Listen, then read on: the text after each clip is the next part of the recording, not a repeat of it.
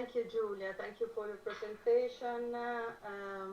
It was very rich indeed from a methodological point of view, but also from, I would say, in a sort of epistemological point of view. So I would like to ask, first of all, to our colleagues of the Bank of Italy, so to Riccardo and Cristiana, whether they have any reaction to your, let's call it criticism, soft, let's say, so criticism to the definition of financial literacy, to the limits of the OECD definitions and so on. So, Riccardo, do you want to comment about that? Thank you, Marcella. The survey is a compromise. I agree with the slide whose title was Critical Elements of Data. There are problems with this survey. The survey started just a few years ago. There were different opinions among countries. At the end, there was this compromise. I agree with the slide, with the claim by Julia that the profile don't know answers, should not be considered wrong. This is an issue that we discussed with Cristiana, with Andrea Neri, with Giovanni D'Alessio, with other authors of the paper, and I completely agree with Julia that if a person says, I don't know, probably it's better to say that this question is not wrong, but it's an important point.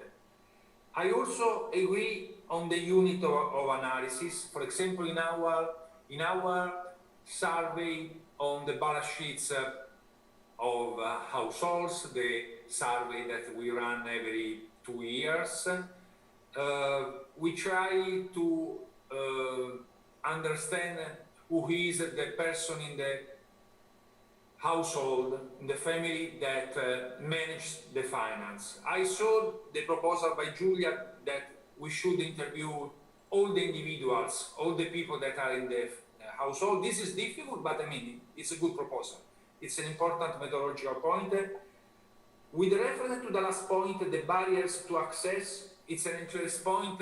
My first impression is that it's very difficult to arrange a question on this point, but it's an issue that is worthwhile to discuss. Thank you. Thank you, Riccardo. And Cristiana, do you want to add anything? Just a short comment, or? I agree with Riccardo, and I stress the things that we are already analyzing, in the methodology that OECD proposed, and now is accepted across countries. So in the first wave, we argued some, so we underlined that there were some problems, but so they went on. And about the don't know, I know that there's a lot of literature on the fact that they don't know are always more often said by women. So don't know is a women choice usually, and so in certain surveys they take out the possibility to answer don't know. And I think it's a really good job, a really good paper. We will read it, and maybe we could use machine learning with some more data. Using more data, so we can use other survey, and very good. Thank you. Thank you, Cristiana. Thank you so much for your comments as well. I wonder whether there are some other colleagues from the Bank of Italy who would like to join this conversation. It's very important for our students to understand that data are not like a gift of God, but as a matter of fact, there is a lot of work in order to create them, collect them, and so I think an opportunity like the one that we are offering you today is almost unique in order to understand really what is behind a data set that otherwise is just taken for granted. I realize that you are a bit shy. I mean, I'm talking to the students, of course, but if there are other colleagues who would like to join us in this discussion, please just write into the chat, and I will be happy to give you the floor. For the moment, there are no questions, so I would like to move to our last presentation by Giulia Porino. Giulia is actually has actually a double hat here today, because on the one hand is representing Finance Watch, and she will tell you in a second what Finance Watch is. We also have members of Finance Watch Italy. I've seen some of them before into the screen.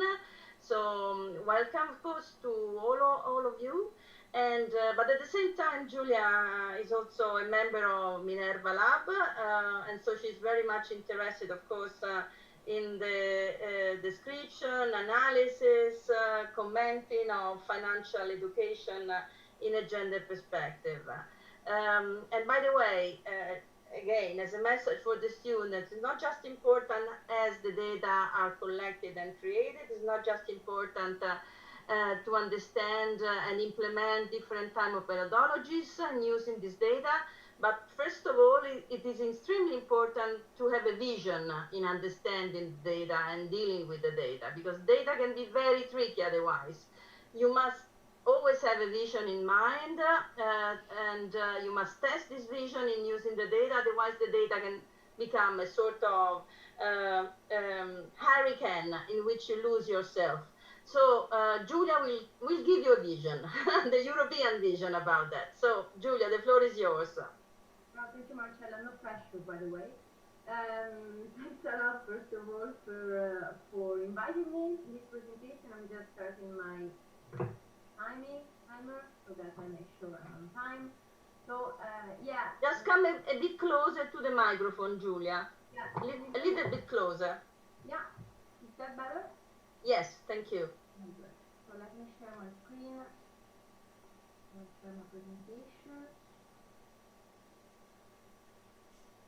Yeah. Can you see it properly? Yes, we do. Okay, that's good. I mute myself. Okay. So yeah, as Marcella, so hello everybody. It's a great pleasure to be been invited by MinervaLab to contribute to this discussion. As I said, Marcella anticipated I wear a double hat, as you say, but today I'm mostly here to present the Finance Watch perspective on these topics, and more generally about what Finance Watch is, what it does, and why it does it. And as Marcella said, and somehow also thank you, Giulia, for the provocative accent that she gave me at the end of the presentation, the idea here is to look at what our colleagues from Banca d'Italia presented, and more in general, what is the general perception about what is financial literacy and why we need it, vis-a-vis what the financial sector does and how it behaves versus consumer and user, as we prefer to call them. So, a few words about Finance Watch. Finance Watch is an NGO, so not governmental association, created in 2009 under an initiative of the European Parliament and the European Commission, with the main objective of counterbalancing and counterweighting the power of the financial industry lobby and activity in influencing the legislative process around finance and financial regulation. Why that was considered important by politicians and policymakers and authority at Brussels level, so European level, because they realized that in the aftermath of the financial crisis, so we're talking about 2008-2009 crisis here, there was, a huge response from the financial industry in terms of trying to dilute try to dilute the regulation and policies that both at EU, international, and national level were trying to be implemented in order to mitigate the consequences of the financial crisis, but also regulate the financial sector in order to make another crisis of that proportion not possible anymore. So how we work, we are an NGO, and why it's important to mention that, because by being an NGO, we represent society. What does it mean representing society? It means that we represent the public interest. It is a very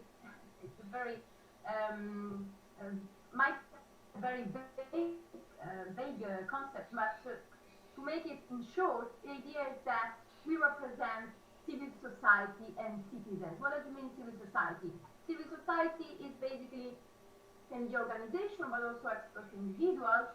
Why expert individuals? Because they might have a direct interest in debating about how finance should look to serve our society and the planet, and also organizations, being it consumer organizations, trade unions, environmental groups, development groups, academic research center, poverty reduction and inequality center and organization, and so on. We are a team, so we are 15 people more or less, coming from the financial sector itself. Why? Because, as I will explain in a bit, the point here is that the financial sector is so complex the way it works, and there is so much complexity, and let me say also sometimes some opacity, that is very hard to untangle the issue around this topic. And that's also why financial literacy, financial education are so important at any level to be able to untangle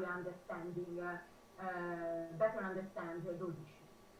So what we do, we basically analyzing European legislative proposals, using a lot of the data actually that has been presented before. So the use of data and the methodology presented are actually extremely important also in understanding how they are used and with this purpose. We communicate in the specialist and general media, so we also try to influence the way in which we talk about finance, and we talk about the issue related to finance, and broader societal issues are, for example, health, inequality, education, but also inclusion in itself. And also we try, therefore, to provide an expertise to civil society and citizens, to engage citizens.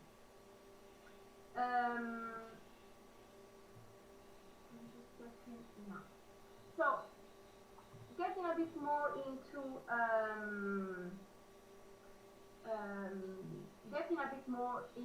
just one more thing that I wanted to add here. So the point is important here is that we work at two different levels, also in terms of European perspective, of course, but also the national perspective is very important. Why I'm stressing this? Because the idea is that, of course, the European perspective is key in order to have a EU vision that links the way in which financial sector works across the EU, but also on national level is key to create a dynamic and engagement and a dynamic of debate within the general public, precisely for the topic we are addressing today. So without understanding that the lack of financial education and the lack of financial inclusion are great issues, particularly in time of crisis in which, unfortunately, we are again, due to the COVID crisis, that will probably become, as we heard from our colleagues from Riccardo before, another economic crisis. That is key to actually raise this issue and also make citizens aware that this lack of financial education is not an issue only in the moment in which they buy a product, and so they buy a financial product, so they actually physically get into a bank, and they might need the technical and practical information that they will be directly addressing in buying this product, but then they need more general education about how the financial sector works and how it impacts their life if not well functioning in the interest of society and the planet. So coming back a bit more on financial education.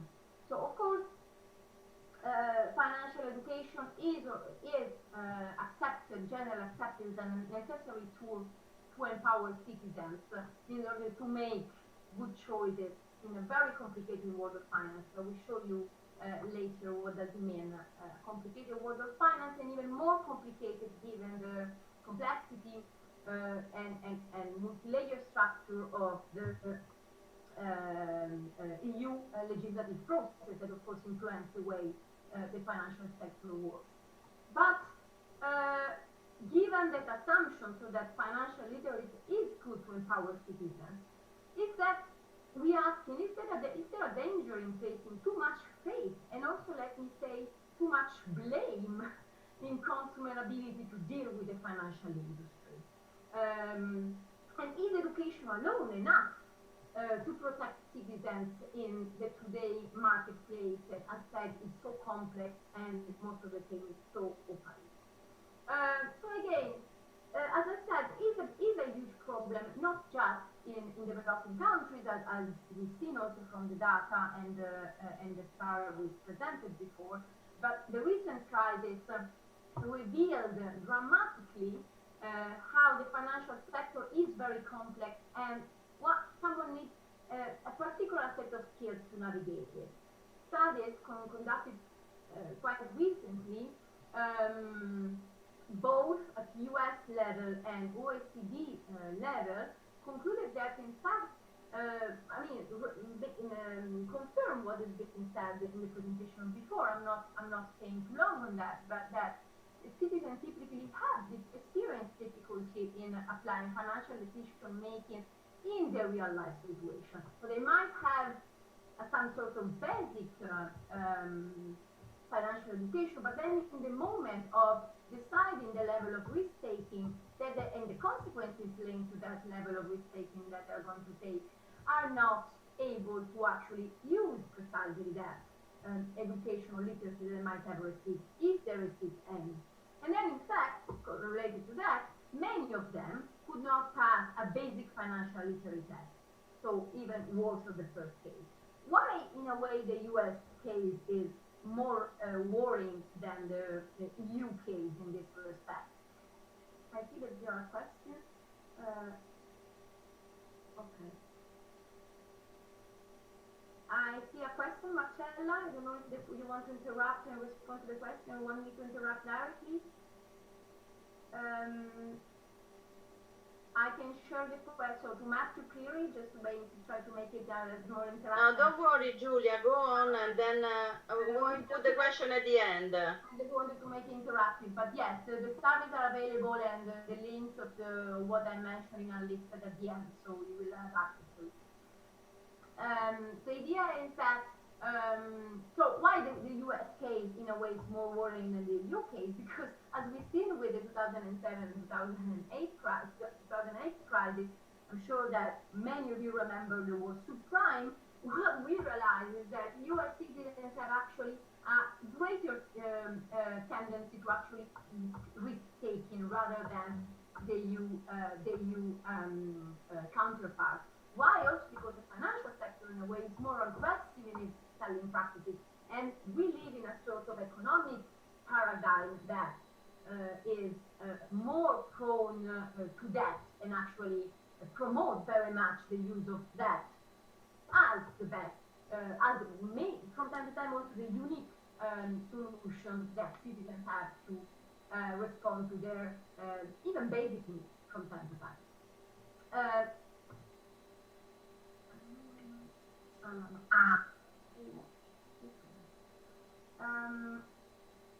Yeah, so about the complexity, I'm not going to stay very long on it because I have just 3 minutes left, but the idea here is that,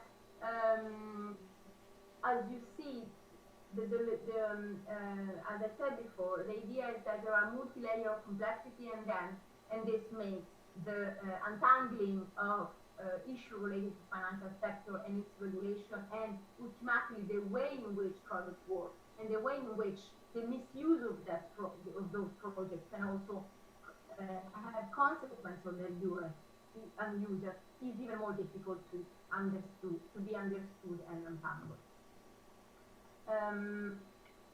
Okay, regarding financial literacy program then, so how would be a recommendation in order to design financial literacy program that are robust enough to provide people and citizens with those skills that they need to protect themselves? So our ideas, of course, and just a few of them here listed here, is that there might be few basic objectives. So leveling the playing field between financial end user and product manufacturer, first of all, equipping financial end user to navigate a complex and fast-changing global economy that, as you imagine, this is an extremely big challenge, and minimizing the probability of future crises. And then there's also a point in which we work very much at time as well. Why? How does it work? I will come back in a minute. So mitigate complexity, not only protect consumers. So in Europe, in general, we've seen that policymakers is taking a very welcoming way and interventionist approach, applying strict rules on consumer protection and conduct. And that's very good, of course, because this is my camera saying there, just 1 minute left. Because of course that means that consumers might be protected ex post. So in the moment in which they present themselves to buy a product, and in the moment in which they might have issues in repaying that financial product or use that financial product. Problem is that, in fact, they haven't really acted or managed to act, again, because of the influence of the financial lobby managed to have in the process to stop financial institutions from luring sophisticated consumers into investing very complex products. So what we didn't manage really after the crisis to change is the way in which financial sector and financial services works towards the end users. So again, it's and I'm closing here, so I leave space for question and comment. Of course, education is a generally good thing and is very welcome, but doubts remain that citizen knowledge, comprehension, skills, and willpower can be brought up to the level needed today in today's market for financial products to really ensure the best outcome for civil society, the economy, and ensure that we would deserve a specific discussion of the planet. So regarding how the financial sector is engaging in sustainable finance and in I'm sure you might have heard about the Green New Deal and all the projects that European institutions are launching in terms of promoting a recovery and resilience for Europe that is passed through a just and green transition, so that the blame for this and responsibility for this is not just on clients and customers, but it is very much on the way in which financial institution and financial sector work towards society and the planet. And I stop here. Thank you, Julia. Thank you so much. Actually, the time is over already, but since we start a little bit later, I hope that Julia will allow us to stay 10 minutes more just to see whether there is any question. The question that you were referring to, Julia, was about the source of the questionnaire used for the survey, but it's not clear. Matthew Cleary, you asked this question, whether you were referring to the OECD survey, to the Bank of Italy survey, to the survey that Giulia Borino was referring to in her slides when you put your question. So just clarify what type of survey you had in your mind when you asked that question. And still waiting for comments or questions, but first of all, to my colleagues in the Bank of Italy, I wonder whether you have any reaction to what Julia said about the European debate concerning financial literacy and the vision behind financial literacy. Any comment, Riccardo or Cristiana? I have a comment on two contrasting views on the behavior that we should have towards very sophisticated financial products, because there are two contrasting views, there are 2 points of view. There are many friends, many scholars that say that products that are too sophisticated should not be offered to people, to customers. So there is the idea that financial intermediaries should not offer products that are very difficult to understand. And so there is this idea that regulation should introduce rules to avoid that some people can have the possibility to buy some products. There is another point of view, that we live in liberal society. We know that there is a lot of financial illiteracy, but I mean, in liberal society, banks and financial intermediaries, like all the firms, must be free to offer their products. And so we must increase the level of information, we must increase the level of transparency, but we cannot say, no, this product cannot be sold. These are two contrasting views. They existed in the 50s, they existed in the 60s, they always existed. We had a period of financial repression in the 50s, in the 60s, in the 70s. Then there was a period of liberalization, of deregulation, and now, in some sense, there is a new period of, I mean, that we cannot claim that now we are in a period of financial repression, but of course, the level of regulation increased very much. Julia raised a very important issue, and I am very sincere on this point. There are different views, and there are two contrasting views. I have a very short story coming from my professor of microeconomics at Cambridge University, 35 years old. 35 years ago, sorry. And this professor was Professor Frank Hahn. He started his lecture saying, I assume that men and women are rational. There was a student that tried to say, in some cases, men and women are not rational. The reaction of Frank Hahn, that was one of the most important neoclassical economists in the world, was, if you say that men and women are not rational, they are more similar to animals, and I don't want to speak about the behavior of animals. Of course, I'm joking, and this was a very extreme position, but this position is still present in the debate.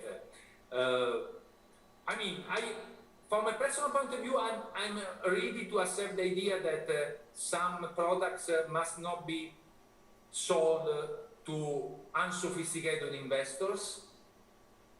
I think that it's impossible to introduce this as a general criterion. Because we are in liberal societies. Thank you so much, Riccardo. I'm just reading another. Yes, just a second, Julia. There is another comment in line with what you were saying by Maria Rosaria Di Lorenzo. She's just writing in the chat that she agrees with you. Some people and a lot of women are worried about the sophisticated financial scheme, even when they are quicker. So maybe you can comment about both Riccardo's reaction and Maria Rosaria comment now. No. On Riccardo, I might say that I'm ready to buy the second argument about the liberal economy and the liberal world. I'm ready to buy it, but then banks should not have been saved.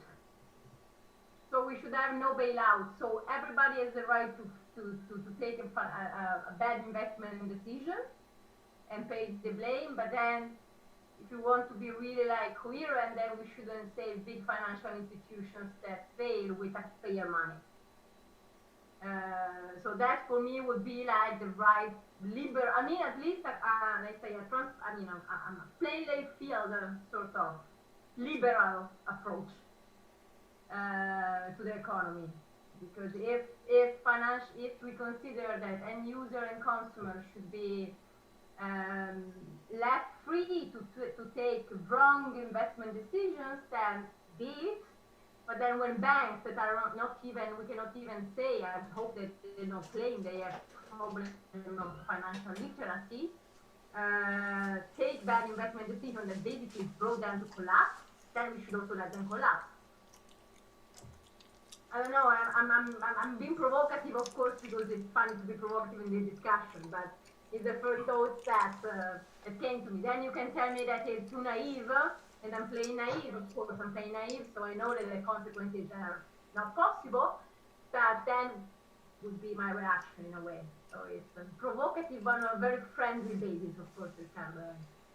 No, but you are not naive, you are not provocative. I mean, in the 18th century and until the 1930s, during the Great Depression, in many cases, the states, the governments in many countries decided that it was better to allow banks to fail.